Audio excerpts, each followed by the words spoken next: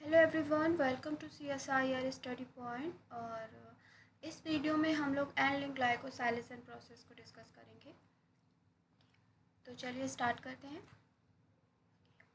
देखिए, पिछली जो वीडियो है उसमें हम लोगों ने डिस्कस किया SRP साइकिल को, जहाँ पर आपने ये देखा कि जो सिक्रेटरी पाथवे होता है उसमें किस तरीके से SRP और SRP रिसेप्टर्स की मदद से नेसेंट पॉलीपेप्टाइड और राइबोसोमल कॉम्प्लेक्स को ER के पास लाया जाता है। तो यहाँ पर चूँकि हम लोग बात कर रहे हैं सिक्रेटरी पाथवे की, जिससे आप को ट्रांसलेशनल प्रोटीन्स टारगेटिंग भी कहते हैं, जहाँ पर प्रोटीन्स टारगेटिंग के साथ साथ मॉडिफिकेशन भी स्टार्ट हो जाते हैं। यहाँ ऐसा नहीं होता है कि प्रोटीन्स पूरी बन जाए और उसके बाद उसमें मॉडिफिकेशन किए जाएँ, बल्कि यहाँ पर ये चीज़ देखने को मिलती है कि यहाँ पर पूरी प्रोटीन्स बन जाती है। सॉरी, यहाँ पर पूरी प्रोटीन्स बनी नहीं है, बल्कि यहाँ पर प्रोटीन्स एक तरफ बन रही है और दूसरी तरफ उसमें मॉडिफिकेशन भी स्टार्ट कर दिए गए हैं। इसीलिए इसे को ट्रांसलेशनल प्रोटीन्स टारगेटिंग या सिक्रेटरी पाथवे कहा जाता है। तो यहाँ पर जो ये आप फर्स्ट स्लाइड देख रहे हैं, इसमें जो हम लोग प्रोटीन्स मॉडिफिकेशन की बात करें तो प्रिंसिपल 4 मॉडिफिकेशन देखने को मिलते हैं। फर्स्ट जो मॉडिफिकेशन होता है वो होता है ग्लाइकोसाइलेशन, जहाँ पर आप कार्बोहाइड्रेट मॉइटी को ऐड करते हैं प्रोटीन्स में, कोवैलेंटली उनका एडिशन होता है, फर्दर उनकी प्रोसेसिंग की जाती है। सेकेंड जो हम लोग मॉडिफिकेशन सेकेंड जो मॉडिफिकेशन की जो हम लोग यहाँ पर बात कर रहे हैं, एक मिनट, हाँ, सेकेंड जो मॉडिफिकेशन की हम लोग यहाँ पर बात कर रहे हैं वो है डाइसल्फाइड बॉन्ड का फॉर्मेशन। तो कुछ प्रोटीन्स में देखा ये जाएगा कि उनमें डाइसल्फाइड बॉन्ड का फॉर्मेशन होगा, और साथ ही साथ फिर जो थर्ड मॉडिफिकेशन है उसमें प्रोटीन्स की फोल्डिंग आती है, और फोर्थ मॉडिफिकेशन में प्रोटीलिटिक क्लीवेज देखने को मिलेगा। तो ये प्रिंसिपल 4 मॉडिफिकेशन है जो आपको कोर ट्रांसलेशनल प्रोटीन्स टारगेटिंग के दौरान ER में देखने को मिलते हैं। तो इस वीडियो में हम लोग सिर्फ बात कर रहे हैं एंड लिंक ग्लाइकोसाइलेशन प्रोसेस की। देखिए, एंड लिंक ग्लाइकोसाइलेशन, तो सबसे पहली चीज़ आती है कि इसे एंड लिंक्ड ग्लाइकोसाइलेशन कहा क्यों जाता है। तो ग्लाइकोसाइलेशन जो आप देख रहे हैं, इस ग्लाइकोसाइलेशन का मतलब होता है कि कार्बोहाइड्रेट रेसिड्यू को ऐड करना। ठीक, अब यहाँ पर एंड लिंक्ड इसलिए बोला गया है कि ये जो आप एंड देख रहे हैं यहाँ पर, ये स्पेशली एस्पेराजीन जो अमीनो एसिड है उसकी साइड चेन में आप जो अमीनो ग्रुप देखते हैं, ठीक, एक तो अल्फा अमीनो ग्रुप अलग है, ठीक, वो तो चलिए पेप्टाइड बॉन्ड फॉर्मेशन में इस्तेमाल होगा अगर प्रोटीन्स बन रही है। तो ये जो प्रोटीन्स आप देख रहे हैं, तो इस एस्पेराजीन्स की अगर बात की जाए तो इसका जो अल्फा कार्बन से अटैच अमीनो ग्रुप है वो तो पेप्टाइड बॉन्ड में इन्वॉल्व होगा, लेकिन इसकी साइड चेन में भी एक अमीनो ग्रुप होता है, और उसी अमीनो ग्रुप से जब आप कार्बोहाइड्रेट मोइटी को अटैच करते हैं तो ये फिर प्रोसेस कहलाता है एंड लिंक ग्लाइकोसाइलेशन। ठीक, अब ये कैसे होता है, कौन इसमें इन्वॉल्व होता है, वो चीज़ें हम लोग को यहाँ पर पढ़नी है। तो सबसे पहली चीज़ आती है कि यहाँ पर जो आप ये ऑलिगोसैकेराइड देखते हैं, कार्बोहाइड्रेट मॉइटी आप देखते हैं, ये टोटल होती है 14 रेसिड्यू की। हालांकि स्लाइड में ये सारी चीज़ें लिखी हैं, लेकिन फिर भी मैं फिगर से आपको ये चीज़ समझाऊंगी। अगर आपको ये फिगर अगर एक बार क्लियर हो गया तो आपको ये सारे पॉइंट रटने की ज़रूरत नहीं है। आपके दिमाग में अगर एक बार फिगर छप गया तो आपको फिर ये चीज़ें रटनी नहीं पड़ती है।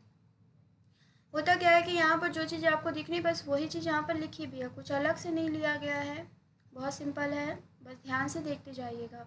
होता क्या है, यहाँ पर जो हम लोग सबसे पहले बात करते हैं कि यहाँ पर ग्लाइकोसाइलेशन किया जा रहा है, यहाँ पर जो कार्बोहाइड्रेट मॉइटी अटैच की जा रही है, अगर उसको देखें तो ये टोटल होती है 14 रेसिड्यू की।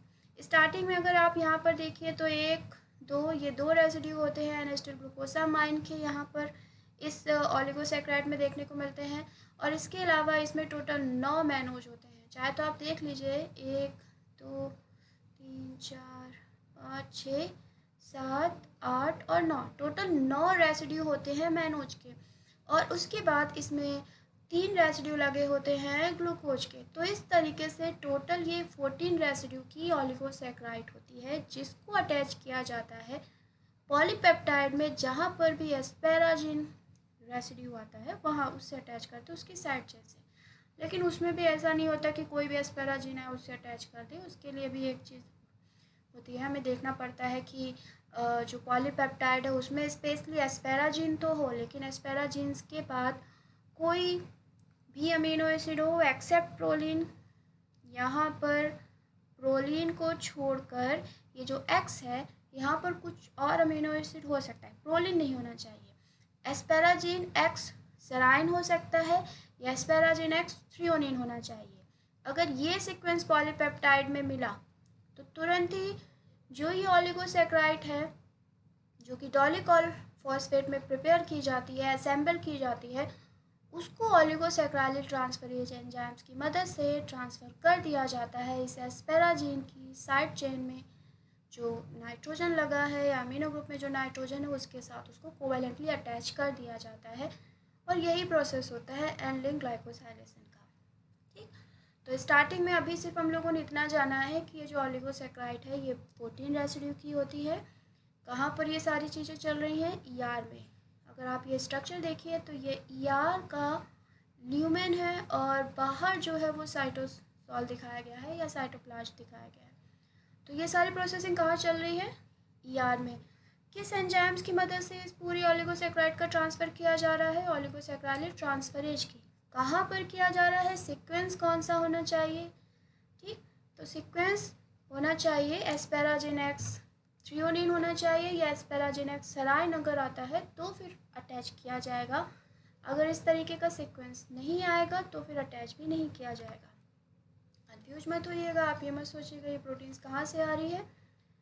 तो ये जो प्रोटीन्स अगर आपको याद हो ये है वही ट्रांसलोकॉन जिसके बारे में हम लोग बात कर रहे थे, SEC61। पिछले वीडियो में मैंने आपको बताया था SEC61 के बारे में SRP साइकिल के दौरान। तो ये वही ट्रांसलोकॉन है और यहाँ से प्रोटीन्स देखिए अंदर आती जा रही है और उसमें मॉडिफिकेशन भी होता जा रहा है। ऐसा बिल्कुल भी नहीं हुआ है यहाँ पर कि यहाँ पर प्रोटीन्स पूरी बन गई हो और उसके बाद उसको मॉडिफाइड किया जा रहा हो। तो ये पोस्ट ट्रांसलेशनल मॉडिफिकेशन नहीं है, ये को ट्रांसलेशनल मॉडिफिकेशन कहा जाता है। क्यों? क्योंकि जैसा आप देख रहे हैं फिगर में कि प्रोटीन से एक तरफ बन रही है दूसरी तरफ उसमें मॉडिफिकेशन भी स्टार्ट हो चुका है। तो दोनों चीज़ें एक साथ हो रही हैं, मतलब उसकी टारगेटिंग का प्रोसेस, उसको उसकी जगह भेजने की तैयारी भी साथ साथ चल रही है। ठीक, तो नेक्स्ट स्लाइड में हम लोग मेन जो ये जैसे पॉइंट है जैसे जिसको आपको याद रखना है वो ये है, जैसे क्वेश्चन पूछा गया है CSIR नेट में गेट में और काफ़ी ज़्यादा आया भी है। तो ये कुछ ऐसे पॉइंट है जिनको आपको ध्यान रखना है। तो देखिए, जो हम लोग बात करते हैं स्पेशली सीक्वेंस की, तो वो सीक्वेंस होता है एस्पेराजीन X सेराइन या एस्पेराजीन X थ्रियोनिन। ये तो आपको याद ही रखना है हमेशा, ये क्वेश्चन बहुत बार पूछा गया है। ठीक, कि एनलिंक ग्लाइकोसाइलेशन के लिए कौन सा अमीनो एसिड का सीक्वेंस होना चाहिए, कौन सा ट्राइपेप्टाइड सीक्वेंस होना चाहिए। तो इससे खैर क्वेश्चन पूछा गया है जहाँ पर X का मतलब होता है कि कोई भी अमीनो एसिड हो सकता है प्रोलीन को छोड़कर। अगर इस तरीके का सीक्वेंस पॉलीपेप्टाइड में आता है तो उसमें फिर ग्लूकोज मॉइटी को ऐड किया जा सकता है। ठीक है, दूसरी चीज़ ये होती है कि यहाँ पर जब ये जैसे नीचे आप देखिए ये पॉलीपेप्टाइड ठीक है, और इसमें एस्पेराजीन X सेराइन और थ्रियोनिन ये जो अमीनो एसिड का जैसे सीक्वेंस आया तो एस्पेराजीन की साइड चेन से ये 14 रेसिड्यू की जो ओलिगोसैकेराइड जो कि डॉलिकॉल में प्रिपेयर की जा रही थी उससे सीधे किस में ट्रांसफ़र कर, मतलब उस जो प्रिपेयर की जा रही थी डॉलिकॉल फॉस्फेट में, उससे ओलिगोसैकेराइल ट्रांसफरेज एंजाइम्स की मदद से इस एस्पेराजीन रेसिड्यू से अटैच कर दी गई, मतलब प्रोटीन से इसको जोड़ दिया गया, ग्लाइकोसाइलेशन प्रोसेस किया गया। अब यहाँ पर होता क्या है कि जब ये 14 रेसिड्यू ऐड हो जाते हैं, मतलब ऐसा नहीं है कि सिर्फ इसको ऐड कर दिया गया और बस काम ख़त्म, नहीं, ऐड करने के बाद भी इसका फर्दर मॉडिफिकेशन होता है। अब उस मॉडिफिकेशन में क्या चीज़ आपको देखने को मिलती है, जैसे ये 14 रेसिड्यू की ओलिगोसैकेराइड ऐड की जाती है तुरंत ही यहाँ पर कुछ और एंजाइम्स फंक्शन करते हैं ER के, जैसे कि ग्लूकोसाइडेज फर्स्ट, ग्लूकोसाइडेज सेकेंड और अल्फा मेनोसाइडेज। ठीक, ये एंजाइम्स क्या करते हैं, इनका काम होता है फर्दर प्रोसेसिंग करना। ये जो 14 रेसिड्यू लगाए गए थे इस ओलिगोसैकेराइड में उनमें से कुछ रेसिड्यू को ये हटाते हैं, जैसे कि ग्लूकोसाइडेज फर्स्ट इस ग्लूकोज को हटा देगा, फिर उसके बाद ये जो ग्लूकोसाइडेज सेकेंड है उसकी मदद से इस ग्लूकोज को और ये जो ग्लूकोज है इनको हटा दिया जाएगा। कहने का मतलब ये है कि ये तीनों ही ग्लूकोज यहाँ से हट जाते हैं। ठीक, मोस्ट केस में। कुछ प्रोटीन्स में आपको ये भी देखने को मिलेगा कि उनमें ये जो आप ये वाला ग्लूकोज फर्स्ट पोजीशन जिसे हम बता रहे हैं वो नहीं हटाया जाता, ठीक। कुछ में ऐसा होता है, कुछ में हटा दिए जाते हैं ग्लूकोज, कुछ में नहीं भी हटाया जाता है। एक ग्लूकोज रेसिड्यू का होना वहाँ पर ज़रूरी है। क्यों ऐसा ज़रूरी है? क्योंकि उन प्रोटीन्स के लिए उनकी जो फोल्डिंग होती है उसके लिए कैललैक्सिन, कैलरेटिकुलिन ये प्रोटीन ज़रूरी हैं। और वो प्रोटीन्स जो कैललैक्सिन, कैलरेटिकुलिन प्रोटीन जो कि फोल्डिंग में इन्वॉल्व होती हैं वो जाकर उस पॉलीपेप्टाइड के साथ तभी अटैच हो सकती हैं जब उसमें ये वाला ग्लूकोज रेसिड्यू हो। तो कुछ प्रोटीन्स में आप देखेंगे वहाँ पर इस ग्लूकोज को हटाया नहीं जाएगा, लेकिन मोस्ट केस में आप देखेंगे कि इन तीनों ग्लूकोज को इन ग्लूकोसाइडेज एंजाइम्स की मदद से हटा दिया जाएगा, ठीक। साथ ही साथ ये जो मैनोज रेसिड्यू आप देख रहे हैं यहाँ पर, उसको भी यहाँ से हटा दिया जाएगा इस मैनोसाइडेज फर्स्ट एंजाइम्स की मदद से। और ये ER रेसिडेंट एंजाइम ही हैं जो ER में ही मिल रहे हैं, ठीक। ये तो यहाँ पर देखने को मिलता है। अब बात आती है कि ये जो हम लोग बात कर रहे हैं ओलिगोसैकेराइड की, 14 रेसिड्यू ओलिगोसैकेराइड की, ये किस में बनाई जा रही है, असेंबली किस में की जा रही है और कैसे की जा रही है, ठीक है। मतलब उन स्टेप के बारे में जानेंगे। तो सबसे पहली चीज़ ये होती है कि यहाँ पर जब आप SRP साइकिल पढ़ते हैं तो SRP साइकिल में आप देखते हैं कि ये जो पूरा कॉम्प्लेक्स है इसको यहाँ ट्रांसलोकॉन में ट्रांसफ़र कर दिया जाता है। तो एक तरफ तो ये प्रोटीन्स बनती जा रही है और अंदर की तरफ आती जा रही है, और दूसरी तरफ इसी ER के अंदर यहाँ पर एक होता है लॉन्ग चेन आइसोप्रोनाइड लिपिड, जिसे आप डॉलिकॉल कहते हैं, ठीक। डॉलिकॉल फॉस्फेट जिसे कहा जाता है, उस डॉलिकॉल फॉस्फेट में ये जो ओलिगोसैकेराइड है इसकी असेंबली भी स्टार्ट कर दी जाती है। ऐसा नहीं होता है कि SRP साइकिल कंप्लीट हो गई, प्रोटीन्स आ गई, तब जाकर ER ने डॉलिकॉल से कहा कि चलिए आप ओलिगोसैकेराइड को प्रिपेयर करिए फिर ट्रांसफ़र करेंगे। नहीं, हर चीज़ ये दोनों स्टेप एक साथ चल रहे हैं। एक तरफ SRP साइकिल चल रही है, प्रोटीन्स जो पूरा कॉम्प्लेक्स उसको लाया जा रहा है, ट्रांसलोकॉन्स की मदद से प्रोटीन्स अंदर आती जा रही है, और दूसरी तरफ डॉलिकॉल में ओलिगोसैकेराइड की प्रिपरेशन भी चल रही है। तो ये सब चीज़ें साथ साथ हो रही हैं, इसीलिए को ट्रांसलेशनल प्रोटीन्स टारगेटिंग इसी वजह से कहा जाता है इसको, ठीक है। यहाँ पर जो हम लोग इस डॉलिकॉल फॉस्फेट की बात कर रहे हैं, लिपिड कैरियर कहा जाता है, पूछा भी गया है CSIR नेट में। इस डॉलिकॉल फॉस्फेट की बात की जाए तो ये क्या है, ये होता है एक लॉन्ग चेन पॉली आइसोप्रोनाइड लिपिड। तो नेचर कैसा हो गया इसका, हाइड्रोफोबिक, इसी वजह से ये आसानी से ER मेम्ब्रेन में एम्बेडेड रहता है, मतलब ये धंसा रहता है आसानी से, क्योंकि इसका नेचर कैसा है, लिपिड है, इसलिए आसानी से ये मेम्ब्रेन में धंसा रहेगा। अब इसी डॉलिकॉल फॉस्फेट पे उन 14 रेसिड्यू को प्रिपेयर किया जाता है। कैसे प्रिपेयर करते हैं, तो पहले हम लोग प्रिपरेशन देख लेते हैं, उसके बाद फिर आगे बढ़ते हैं। तो देखिए, ये साइटोसॉल साइट है और ये है ER ल्यूमेन, ठीक है। शुरुआत में ये जो आप देख रहे हैं ये है डॉलिकॉल फॉस्फेट। यहाँ पर शुरुआत की कंडीशन में होगा क्या कि यहाँ पर 2 एनिस्टर ग्लूकोसामाइन और जो ये 5 रेसिड्यू आप देख रहे हैं, मतलब टोटल 7 रेसिड्यू का ये जो ओलिगोसैकेराइड है उसको एक ही टाइम में प्रिपेयर किया जाता है, मतलब एक ही बार में ये 7 रेसिड्यू लगा दिए जाते हैं, ठीक। फिर उसके बाद फ्लिपेज की मदद से जो ये ओलिगोसैकेराइड जो भी साइटोसॉल की तरफ बनी है, फ्लिपेज की मदद से इसको लाया जाता है ल्यूमेन साइड की तरफ। तो आप देखिए तो यहाँ पर अब ये ल्यूमेन साइड में एक्सप्रेस हो रही है। उसके बाद बाकी बचे जो रेसिड्यू हैं उनको इसमें ऐड कर दिया जाता है, जैसे कि मैनोज और जो ग्लूकोज रेसिड्यू है उनको, और इस तरीके से इन 14 रेसिड्यू की ओलिगोसैकेराइड को प्रिपेयर कर लिया जाता है इस डॉलिकॉल फॉस्फेट में, ठीक।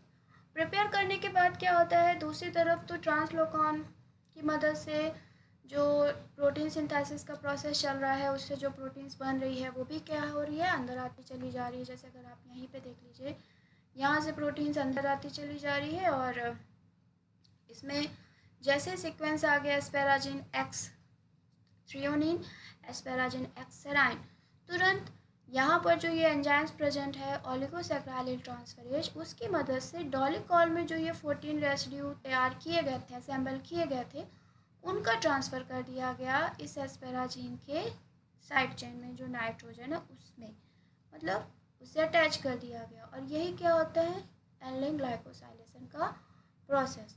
तो स्टार्टिंग में जब आप यहाँ पर 14 रेसिड्यू का जो ये ऑलिगोसैकेराइड जब ये बन रहा है, इसमें अगर आप देखिए तो शुरुआत के जो ये 7 रेसिड्यू हैं ये एक बार में ही लगेंगे और साइटोसॉल की तरफ लगेंगे।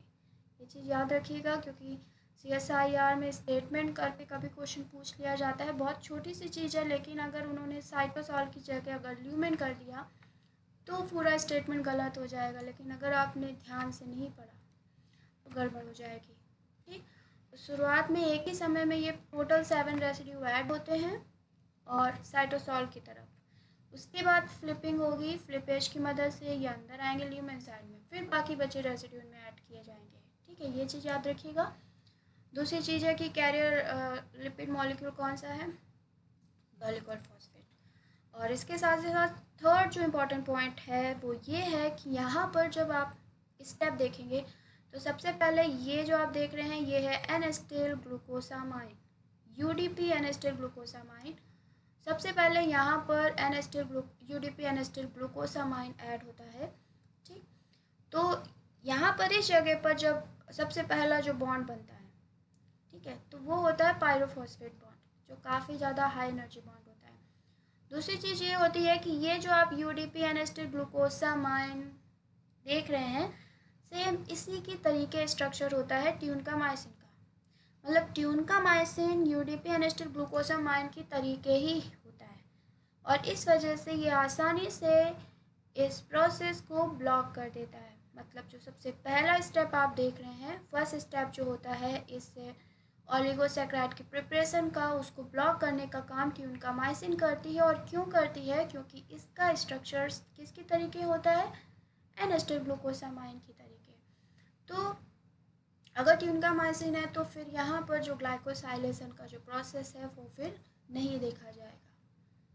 ठीक है, तो ये पूरा प्रोसेस होता है एल्डिंग ग्लाइकोसाइलेशन का। एक बार हम लोग फिगर से और थोड़ा समझ लेते हैं। देखिए, हुआ यहाँ पर ये है कि यहाँ पर एक तरफ ये प्रोटीन्स बनती जा रही है और अंदर की तरफ आती जा रही है। दूसरी तरफ यहाँ पर डॉलिकॉल फॉस्फेट जो है, जो कि एक लॉन्ग चेन पॉलीआइसोप्रेनॉइड लिपिड है, हाइड्रोफोबिक नेचर का है, इसमें इस 14 रेसिड्यू की असेंबली भी कर दी गई है। अब जैसे ये पॉलीपेप्टाइड अंदर की तरफ आई और इसमें यहाँ पर अगर सीक्वेंस आ गया एस्पेराजिन एक्स सेराइन और थ्रियोनिन, इस तरीके का सीक्वेंस आया एस्पेराजिन एक्स सेराइन या एस्पेराजिन एक्स थ्रियोनिन, तो उस केस में यहाँ पर एंजाइम्स प्रेजेंट है ऑलिगोसैकेराइड ट्रांसफरेज, उसकी मदद से ये पूरे जो ये 14 रेसिड्यू की जो ऑलिगोसैकेराइड असेंबल किया गया है डॉलिकॉल फॉस्फेट में, उसको ट्रांसफ़र कर दिया जाता है इस एस्पेराजिन की साइड चेन में लगे नाइट्रोजन के साथ जोड़ देते हैं। वो हो जाता है एल्डिंग ग्लाइकोसाइलेशन का प्रोसेस। ठीक, और बात ही आती है कि ये ग्लाइकोसाइलेशन किया क्यों जाता है। तो ग्लाइकोसाइलेशन करने के कई सारे कारण होते हैं। सेल के रिकॉग्निशन के लिए रिस्पॉन्सिबल होते हैं, सेल एडिशन के लिए रिस्पॉन्सिबल होते हैं, साथ ही साथ सेल की स्टेबिलिटी के लिए भी रिस्पॉन्सिबल मानी जाती है। तो ग्लाइकोसाइलेशन जो है स्टेबिलिटी, सेल एडिशन और इसके अलावा सेल रिकॉग्निशन, इन सभी के लिए रिस्पॉन्सिबल होते हैं। तो ये जो पूरा प्रोसेस है इसको बोला जाता है एल्डिंग ग्लाइकोसाइलेशन। ओके, तो आज के वीडियो में इतने ही रखते हैं और नेक्स्ट हम लोग इसके आगे का जो है उसको डिस्कस करेंगे।